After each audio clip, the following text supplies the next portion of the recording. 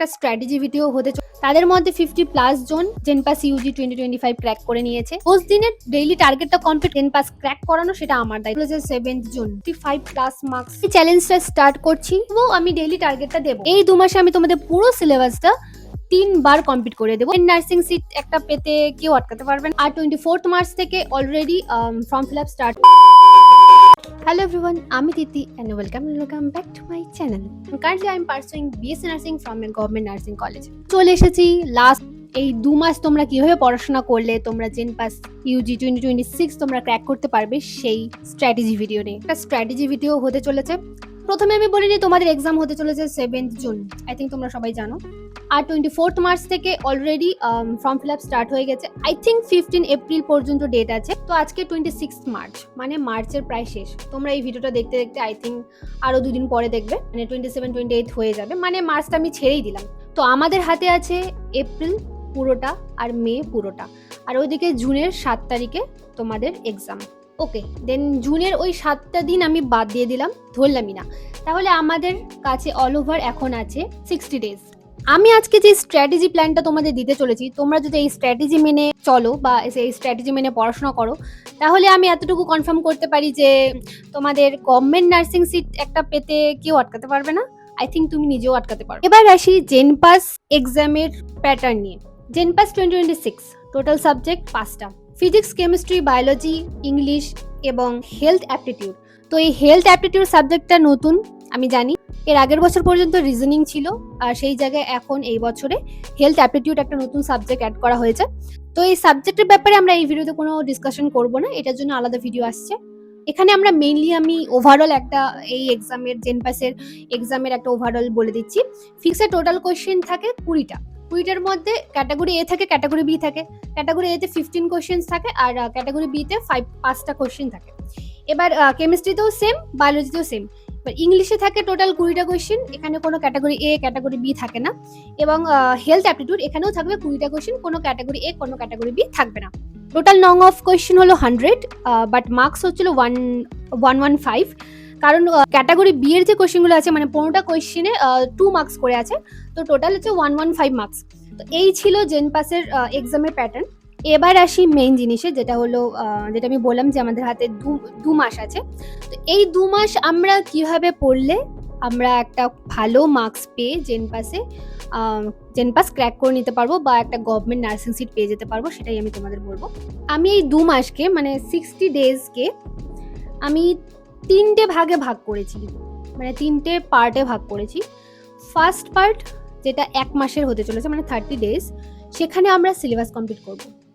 Second 15 days আমরা যেই সিলেবাসটা পুরোটা কমপ্লিট করেছি সেটাকে আবার আমরা রিভিশন দেব আরেকবার, তাহলে আমাদের 2বার রিভিশন করা হয়ে যাচ্ছে।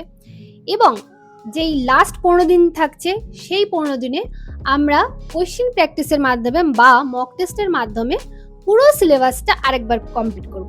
তার মানে টোটাল তোমাদের সিলেবাসটা কতবার কমপ্লিট হচ্ছে?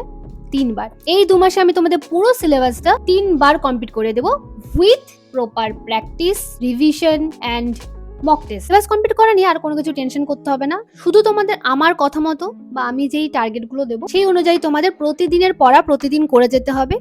তোমরা যারা জানো না তাদের আমি একটা কথা বলে দিতে চাই, যে এর আগের বছর আমি মানে 2025-এ জেনপাস 2025-এ আমি স্টুডেন্টদের এরকমই লাস্ট 2.5 মান্থ গাইড করেছি, এবং আমার সাথে 250 জনের ওপর তখন আমার সাথে যুক্ত ছিল ওরা। তাদের মধ্যে 50+ জন জেনপাস ইউজি 2025 ক্র্যাক করে নিয়েছে। এর আগের বছর আমি মেইনলি টেলিগ্রামে আমি গাইড করতাম, মানে আমি ডেইলি টার্গেট দিতাম এবং তাদেরকে ওই ডেইলি টার্গেটটা রোজ দিন পূরণ করতে হতো। এইবার আমি ভাবছি যে আমি টেলিগ্রামের সাথে সাথে আমি ইউটিউবেও আমি ডেইলি টার্গেটটা দেবো। লাইক ইউটিউবের কমিউনিটি পোস্টে আমি প্রতিদিন টার্গেটটা আমি দিয়ে দেবো, আর তোমাদেরকে সেটা সেই অনুযায়ী রোজ দিন শুধু পড়াশোনা করতে হবে, আর 24 আওয়ার্সের মধ্যে বা মানে একদিনের মধ্যে সেটাকে কমপ্লিট করতে হবে।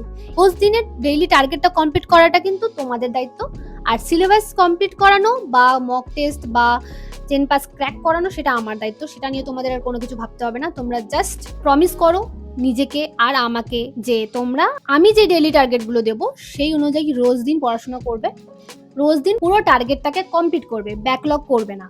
তাহলে তোমাদের আর কেউ আটকাতে পারবে না জেনপাস 2026 ক্র্যাক করা থেকে।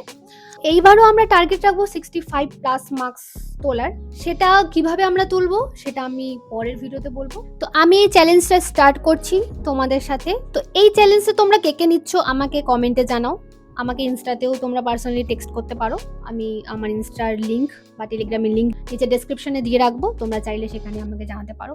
কোনো পর্যন্ত তোমরা চাইলেই তোমরা একটা গভর্নমেন্ট নার্সিং সিট খুব ইজিলি পেয়ে যেতে পারো। আর এটা কোনো আমি হাওয়ায় কথা বলছি না, আমার কাছে প্রুফ আছে। আমি এর আগের বছর গাইড করেছি, আমি জানি। আমি সব থেকে বড় কথা, আমি নিজে এই জায়গায় ছিলাম একটা সময়, যেখানে আমি তো এক মাসও আমি ঠিক মতো পড়িনি। যাই হোক, আমি যখন পেরেছি, এর আগের বছরের এতজন যখন পেরেছে, তোমরাও পারবে। নিজের উপর একটু ভরসা রাখো আর আমার উপর ভরসা রাখো। একে এই চ্যালেঞ্জটা নিচ্ছ কমেন্টে জানাও। আমার টেলিগ্রাম লিঙ্ক নিচে দেওয়া আছে, টেলিগ্রামে জয়েন করো। আজকের ভিডিওটা এতটুকুই। যদি ভালো লেগে থাকে তাহলে please like, share and subscribe to my channel. নিচে কমেন্টে জানাও যে চ্যালেঞ্জ অ্যাকসেপ্টেড, যারা যারা এই চ্যালেঞ্জটা নিচ্ছ। তো আমরা জেনপাস 2026 থেকে ক্র্যাক করছি, নো ডাউট। ভিডিওটাকে এখানেই শেষ করছি, দেখা হচ্ছে আবার নেক্সট ব্লগে। বাই।